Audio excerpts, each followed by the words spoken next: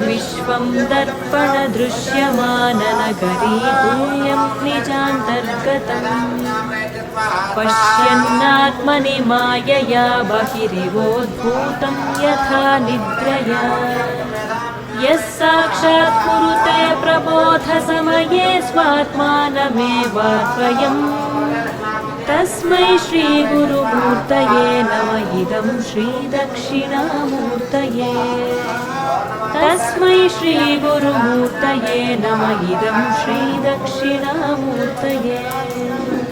बीजस्यान्तरिवाङ्कुरो जगदिदं प्राङ्निर्विकल्पं पुनः